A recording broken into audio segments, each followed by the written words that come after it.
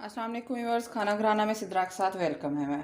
आज मैं आपके साथ अपनी green vegetable macaroni spicy macaroni share करूंगी। उसके लिए ये देखें जी, मैंने एक पतीली में ऑयल डाल लिया है और ये 2 से 3 लहसुन के जवे ब्रिक ब्रिक में इसमें काट रही हूँ। आंच लो से मीडियम रखिएगा, तेज़ मत रखिएगा। ऑयल ज़्यादा गर्म ना होने दीजिएगा क्योंकि इससे ये लहसुन के जवे जो हैं वो जल जाएंगे। बिल्कुल भी मैंने 2 से 3 टेबल स्पून ऑयल के लिए हैं। इसमें बिल्कुल लाइट ब्राउन से इनको लहसुन को करना है।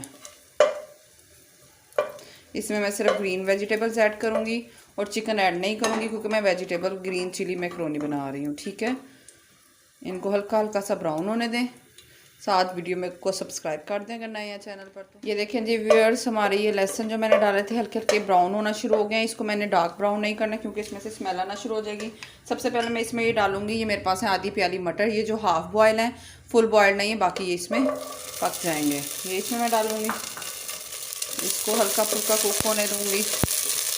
ये हाफ बॉयल है, फुल बॉयल नहीं है। मैं साथ साथ आपको बता रही हूँ, बात को गौर से सुना करें और वीडियो अच्छी लगे तो थम्स अप दें और शेयर भी किया करें और कमेंट में ज़रूर बताया करें कि आपको मेरी वीडियोस कैसी लगती हैं।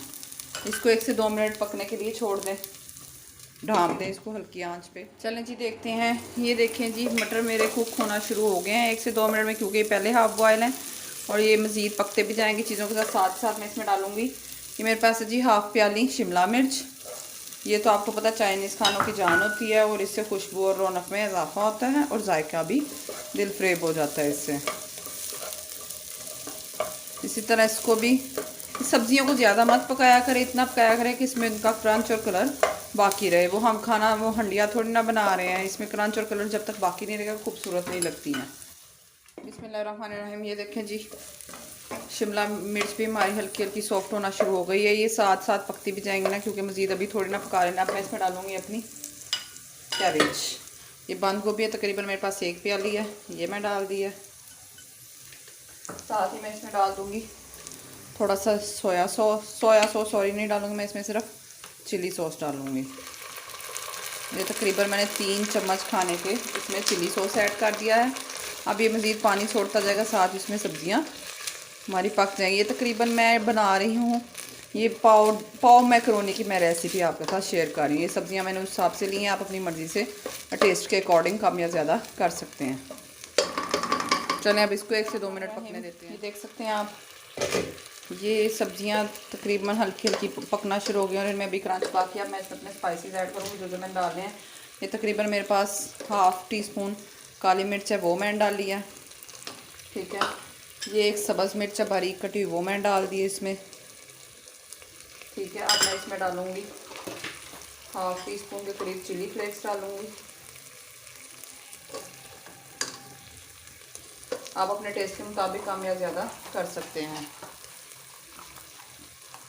हाफ़ टी स्पून इसमें डालूँगी मैं नमक और साथ इसमें मैं ये हरी प्याज डाल दूँगी, इसके ग्रीन ये पीछे वाले हिस्से के समेत ही हरी प्याज डाल दूँगी इसमें मैं। ये बहुत ही सिंपल और बहुत ही झटपट तैयार होने वाली मैक्रोनी है और बहुत ही कम मसालों से, कोई एक्स्ट्रा मैंने कोई चीज़ नहीं डाली है। एक न्यू ट्रेंड के साथ मैं बना रही हूँ कि बच्चे फटाफट बनानी हो तो ये बना दें। साथ ही ये देखिए, मेरे पास ही मैंने मैक्रोनी बॉयल करके रख ली थी। ये देखें जी, ये देख सकते हैं अभी ये शेल्स की शेप में मेरे पास मैक्रोनी। ये तकरीबन 1 पाव है, ये मैं इसमें डाल देती हूँ और इसको अच्छे से मिक्स कर देती हूँ।